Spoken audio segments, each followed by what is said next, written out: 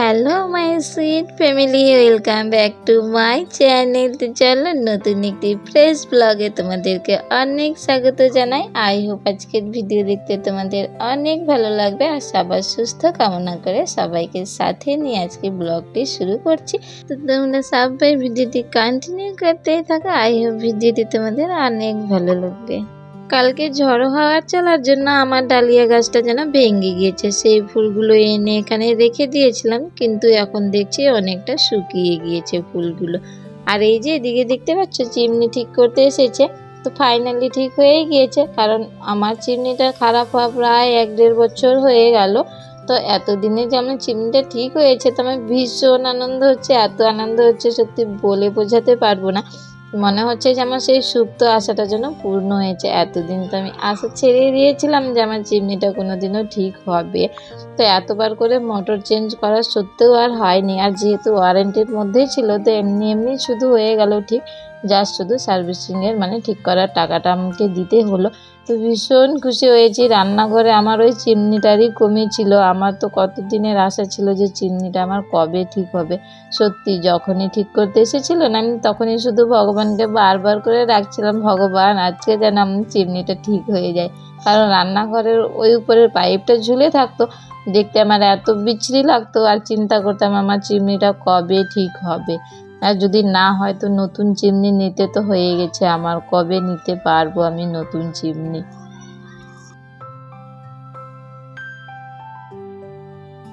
তো আজকে সত্যি আমি ভগবানের কাছে এত কৃতজ্ঞ হয়েছি যে আমার ভগবান কথাটা মনের কথাটা শুনতে পেয়েছে আর চিমনিটা আমার ঠিক হয়ে গিয়েছে। সত্যি ভগবান তোমাকে আমি অনেক অনেক কৃতজ্ঞতা জানাই।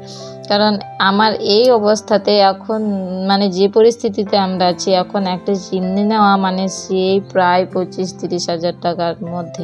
আর এত টাকা দিয়ে একটা চিমনি নেওয়া আমাদের পক্ষে এমনও সম্ভব না, কারণ একজনের ইনকাম দিয়ে বাড়ি করা আবার সম্পূর্ণ সংসার চালানো খরচা লোনের উপর হয়ই না। তো সত্যি আমার এত ভালো লাগছে আজকে চিমনিটা ঠিক হয়ে যে বলে বোঝাতে পারবো না। আমি তো কাকে কাকে ফোন করে বলছি যে সত্যি আমার আজকে একটা গুড নিউজ, আমার চিমনিটা ঠিক হয়ে গিয়েছে। আর সত্যি আমি এখন হাসছি আমার, কারণ মনের আনন্দটা না প্রকাশ করতে পারছি না। আমি কাকে না ফোন করে বলেছি, দাদাকে বলেছি, তারপরে তোমাদের দাদাভাইকে তো বলেছি, যে ওকেও বললাম যে সত্যি আমার এত আনন্দ হচ্ছে আজকে। তারপরে আমার সত্যি বলতে পারছি না আমি এত আনন্দিত। তো চলো ভিডিওটা কন্টিনিউ করতে থাকো। আমার বুঝতেই পারছো আওয়াজ শুনে যে আমি কতটা আনন্দে আছি। তো এইগুলো রাতে বাসনগুলো মেজে রেখেছিলাম, সেগুলো সকালে এখন গুছিয়ে রাখছি।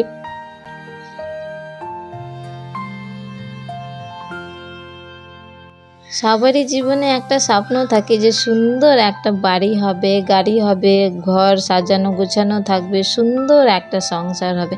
তেমনি আমাদেরও স্বপ্ন রয়েছে যে সুন্দর সাজানো গোছানো একটা সংসার হবে। কিন্তু কি অনেক সময় পরিস্থিতিতে পড়ে আমরা অনেকটা এড়িয়ে যেতে থাকি, কারণ সব সময় সব কিছু আর সম্বল হয়ে ওঠে না।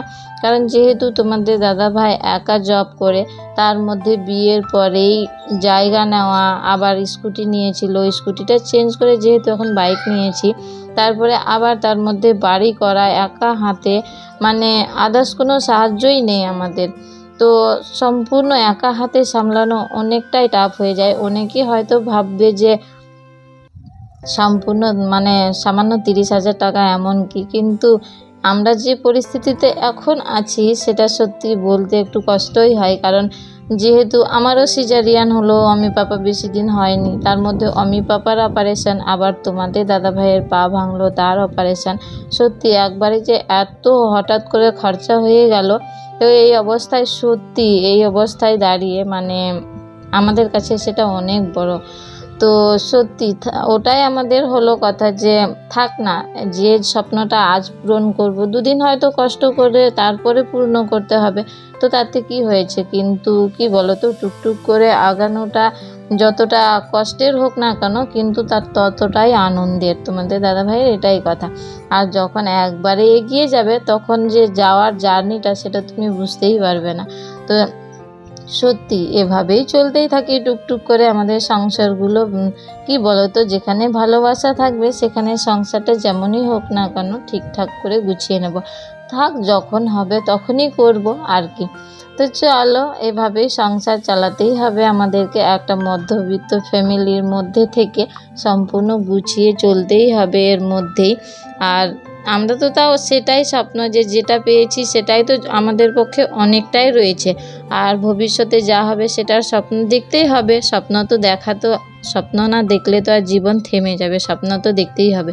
কিন্তু আমরা যেখানে দাঁড়িয়ে রয়েছি সেখান থেকে যদি মানে নিম্নবর্তী লোকগুলোকে দেখি, তখন কতটা কষ্ট হয় যে আমরা যা পাচ্ছি তার থেকে তো ওরাদের কিছুই নেই, তাহলে ওরা কীভাবে চলছে। তো চলো কন্টিনিউ করতেই থাকো ভিডিওটা। অনেক বক করছি আমি আজকে, আর সত্যি মানে নিজের যে জার্নিগুলো সেগুলোই বলছি আজকে। তো চলো ভিডিওটা কন্টিনিউ করতেই থাকো তোমরা। তোমাদের সঙ্গে বক করতে করতে বাড়ির অনেক কাজে এগিয়ে গিয়েছি, কিছুই বলা হয়নি তোমাদেরকে, জাস্ট শুধু তোমরা দেখতে দেখতে চলে এসেছো আর কি। তো এই যে ফাইনালি ঘর তোর সব গুছিয়ে নিয়েছি, আর এই যে ঝাড়ু দিয়ে নিয়েছি এদিকে। আর অনেকেই হয়তো তোমরা বলবে যে আমি আগে রান্না করি। হ্যাঁ, আমি আগে রান্নাই করি। কারণ যেহেতু ভাগ্নি, এর আগেও আমি বলেছি, যেহেতু ভাগ্নি এসে স্কুলে যায়, সেই জন্য আমি আগে রান্নাটাই করিনি, তারপর ঘরদোর গুছিয়ে ঝাড়ু মারি। কারণ অমি পাপাও তখন ঘুমিয়ে যায়, আর এইসব কাজ করতে তখন পরিষ্কারভাবে কাজগুলো হয়ে যায়। সেই জন্যই আমি আগে রান্নাটা করিনি, কারণ ওকে নিয়ে রান্নাটা করলে রান্নারও কাজটাও হয়ে যায়। আর ও যে অগোছালো করে জিনিসপত্রগুলো, সেগুলোও অগোছালোভাবেই থেকে যায়। আর ওই যে ও ঘুমিয়ে গিয়েছে দোলনায়, দেখতেই পাচ্ছ। আর এই সময় আমি এই কাজগুলো করে নিলে, কারণ কি ও দোলনায় থেকে যায়, তো এই কাজগুলো করার আমার ভীষণ সুবিধে হয়। তো সেই জন্য আমি ওভাবেই কাজগুলো করি। কারণ আমার যেটা মনে হয়, আমার যেভাবে তাড়াতাড়ি হয়, আমি সেভাবেই কাজগুলো তাড়াতাড়ি করে গুছিয়ে নিই, কারণ আমার পক্ষে এটাই সুবিধে হয়। তো চলো ফাইনালি এই যে ঘরদোর মোছা হয়ে গিয়েছে। আর রান্না তো দেখেছো তোমরা কি কি হয়েছে। এই যে ডাল, শাক, আর এদিকে পাঁপড় ভাজা হয়েছে, আর ওই যে বড়া ভেজেছিলাম, আর মুগ ডাল হয়েছিল ছানা দিয়ে। তো চলো ফাইনালি তারপরে চলে এসেছিলাম এই যে এখানে পূর্ণিমার বার্থডে হচ্ছিল, মানে দোলনের দিদির মেয়ের। তো এখানে এসেছিলাম, হঠাৎ করে দিদি ফোন করে বললো আসো কেক কাটাকাটি হচ্ছে তাড়াতাড়ি। তো আমি তো ভীষণ তাড়াতাড়ি চলে এসেছিলাম, কারণ শাড়িও পরে নেই, পাশাপাশি যেহেতু বাড়ি নাইটি পরেই চলে এসেছিলাম, ওই জন্য বকাও খেয়েছি একটু। তো আমি এসে শুধু ওই যে কেক কাটাকাটি হয়েছিল, তারপরে বাড়ি চলে গিয়েছিলাম মেয়েকে ছেড়ে রেখে। এই যে মেয়ে গিফট দিচ্ছে, আমরা রং পেন্সিল দিয়েছিলাম আর আর্ট খাতা।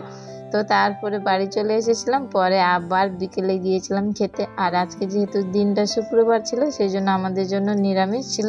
তো নিরামিষে ছিল ডাল, একটা করে চপ, একটা করে বেগুনি, আর ছিল পায়েস, চাটনি, তারপরে সবজি ছিল পনিরের সবজি।